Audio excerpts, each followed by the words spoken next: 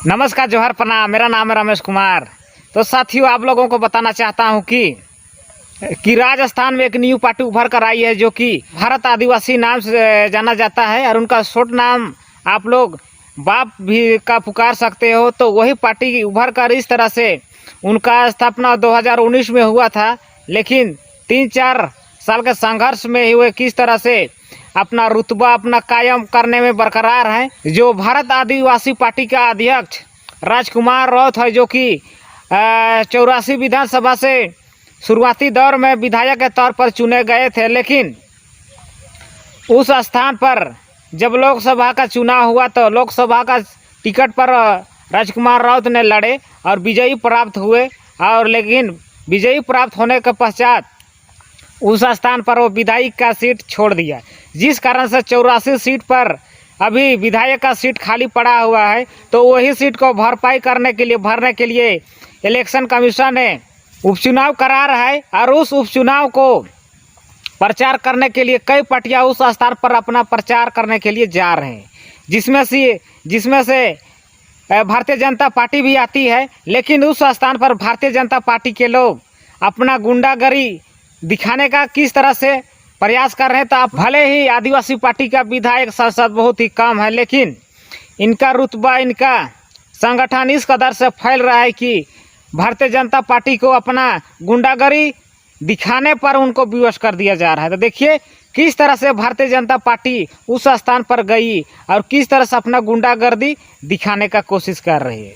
तो उनका आरोप है कि राजकुमार राउत उस स्थान पर 84 विधानसभा आता है, उस स्थान पर मुसलमान को किस तरह से अन्य जातियों के साथ में विवाह कराने का कोशिश कर रहा है। तो इस तरह का ये भारतीय जनता पार्टी का आरोप है। तो ये आरोप उन्हीं का जुबान से सुनिए कि ये भारतीय जनता पार्टी के नेता किस तरह से राजकुमार राउत पर आरोप लगा रहे हैं और कह रहे हैं कि यहाँ के अन्य जाति को मुसलमानों के साथ में विवाह करने का प्रयास कर रहा है। तो ये क्लिप देखिए। ऐसा कैसा अभी क्या कर रहा है बता आपको? अदर कास्ट का बुरा नहीं लगे, मैं कहूंगा मुसलमान ने सोरा था कि हिंदू एंड सुरजन शादी कराई दो, हमके कराई दो, तुम्हें कराओगे क्या? मार देना, कोई भी चिंता करने की जरूरत नहीं है। साला ऐसा करेगा ना, इसको हटा दो यहाँ से। कौन होता है राजकुमार? ये भारतीय जनता पार्टी को जानना चाहिए कि इस देश में कानून व्यवस्था और संविधान से चलता है, लेकिन ये अपना किस तरह से अपना गुंडागर्दी दिखाने का कोशिश कर रहा है। सीधे तौर पर राजकुमार को भगाने और उनको मारकर उस स्थान पर खदेड़ने का बात कर रहा है। तो ये कहाँ तक ये जायज़ है और कहाँ तक ये सही है?